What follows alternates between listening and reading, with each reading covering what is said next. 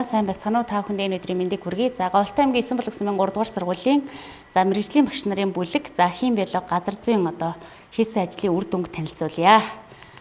За манайх ажлынхаа ажлаа сонгож авахдаа эхлээд секцээрээ дараа нь судлагдхуунаараа дараа нь сургуулиараа яриад бол сургалтын чанар сайжрахад хүүхдийн оролцоо, хүүхдийн идэх оролцоо зорилго бага байна гэж үзсэн. Тэгээ манайх төлөвшөлтөд төгөлдөр хүүхэд X лаборатори ирээдүйн эрдэмтэд гэсэн хоёр зорилтыг бол сонгож авсан байгаа.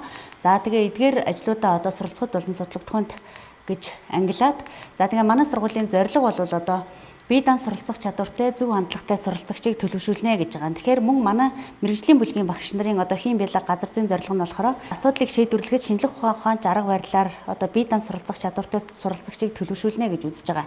За эндээс манай мэрэгжлийн багш нарын бүлгийн ерөнхий мэдээлэл явж байгаа. За бид нар ажлынхаа үр дүнг бол сургуулийн пэйж, анги эцэг их сургуулийн группүүдээр бол дамжуулан хүргэдэг. За тэгээд дараах үр дүнгууд бол ажлуудыг зохион байгуулснаар гарна гэж үзэж байгаа. За үйл ажиллагааныхаа төлөвлөлтийг хийхдээ бид нар бол суралцгой болон багшлахуй тулгамдж байгаа асуудлыг шийдвэрлэх зорилгоор хагас жил болсон сараар ажлуудаа төлөвлөж өгсөн байгаа. За мөн ажлаа төлөвлөхдөө ямар үр дүнтэй ямар байгаа хүрх үр дүн нь ямар, шалгуур нь юу байх юм, хариуцах эзэн хизээ явагдах юм бэ гэдгийг бол тодорхой төлөвлөж өгсөн. Тэгээд төлөвлөлтийг дараах линкээр бол харуулсан байгаа. За мөн төлөвлөлтөнд орсон ажлуудаа бид нар аль нь суралцахуйд, аль нь судлагдхуунд явагдаж байгаа юм бэ гэдгийг бол бас эренбэлэн харуулж өгсөн байгаа. За мөн хоёр зорилтын эхний зорилт болох төлөвшөлтөд төгөлдөр хүүхэд аяны хүрээнд бид нар сургалт, сургалт үйл ажиллагаанууд, уулзалт хэлэлцүүлэг, нөхөрсөг тэмцээнүүд, ажил мэргэжлийн чиг баримжаа олох сургалтууд, сургалт хэлэлцүүлэг гэсэн ийм дөрвөн чиглэлийн хүрээнд бол 7, 8, 9-р ангийн 7-гийн Г, 8-ын Б, 9-ийн В гэсэн 3 анги манай хим биологийн багш нар удирддаг учраас ингэж авсан. Тэгээд ангиудын дунд эцэг их хүүхдийн нэг анги дээр нь хамтарсан сургалтыг тэмцээнийг зохион байгуулсан. За мөн нэг анги дээр нь бол зөвхөн хүүхдүүдийнхээ дунд уралдаан тэмцээнийг зохион байгуулсан. За мөн эцэг их хүүхдийн хамтарсан ийм уулзалт хэлэлцүүлэг байгууллагуудаар очиж ингэж танилцах ажлуудыг бол бас зохион байгуулсан байгаа. За мөн нэг анги дээрээ болохоор дандаа сурагчдын дунд уралдаан тэмцээнийг зохион байгуулсан.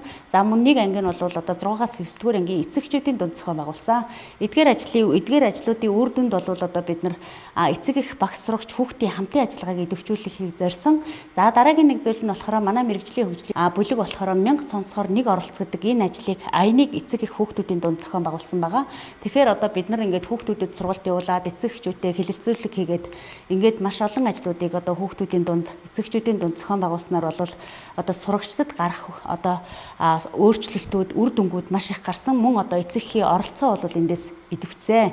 За дараагийн нэг ажил нь болохоор бид нар хүүхдүүдийн дунд нөгөө 3 ангийнхаа хүүхдүүдийн дунд байгаль судлалын аялал экскурсыг бол зохион байгуулсан. Тэгэхээр бид нар энэ экскурсийн хүрээнд бол хүүхдүүд ингээд очиод байгалийн цогцлбор газрыг үзээд яваад танхимаас гадуур ингээд яваад ирэхээр бол хүүхдийн хөгжил оролцоо бол маш их нэмэгдэж байна гэдэг ийм дүгнэлтэнд бол хүрсэн байгаа.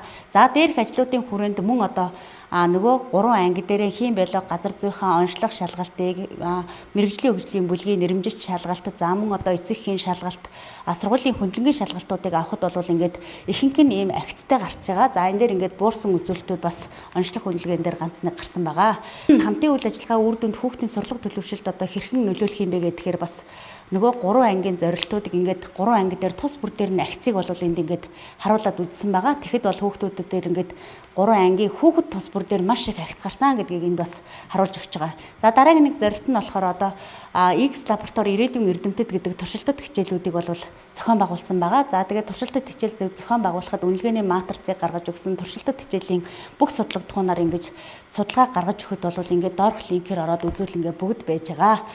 За мөн ингээд нөгөө туршилтад хичээлүүдийнхаа судлагдхуун бүрээрээ хим биолог газар зүгээр хэрхэн явуулахыг нэгдүгээр үлрэлт хэдийг заасан.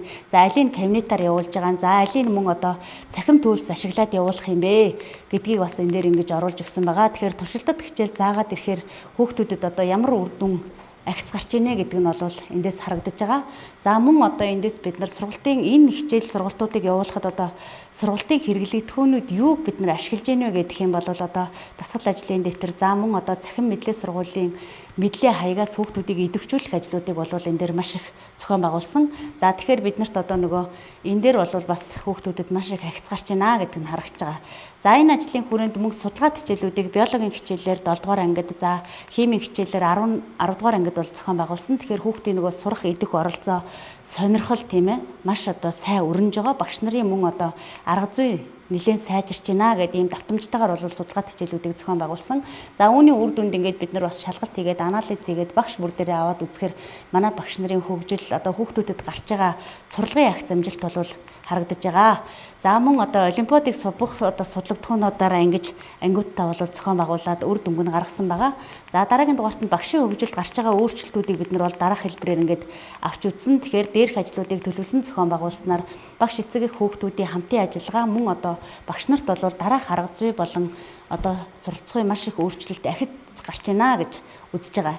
За энийг ингээд аваад үзэх юм бол бид нарт одоо багш нар ингэж өөрсдөө арга зүйн түгээн дэлгэрүүлж гин мөн одоо арга зүйд суралцж байна гэдэг зүйлүүд бол ажиглагдсан. За мөн одоо цаашид бид нар яах юм бэ гэхээр бол ийм 3 саналыг цаашид ингээд дэвшүүлсэн байгаа. За анхаарах зүйл нь бол мэргэжлийн одоо багш нарын бүлгэрээ ажиллахад багшлахуй болон суралцахуйд одоо хэрхэн нөлөөлөх юм бэ гэдэг үр дүнг тооцох ажлуудыг төлөвлөөр юм байна. Мөн одоо төлөвлөж байгаа ажлуудаа тоо бус чанарыг нь анхаарах хэрэгтэй байна. Бидний төлөвлөсөн бүх ажлын үр дүнд бол эцсийн эст хүүхэд одоо сурлага хөгжил төлөвшил нь сайжрах юм а гэдэг ийм үр дүнд хүрсэ.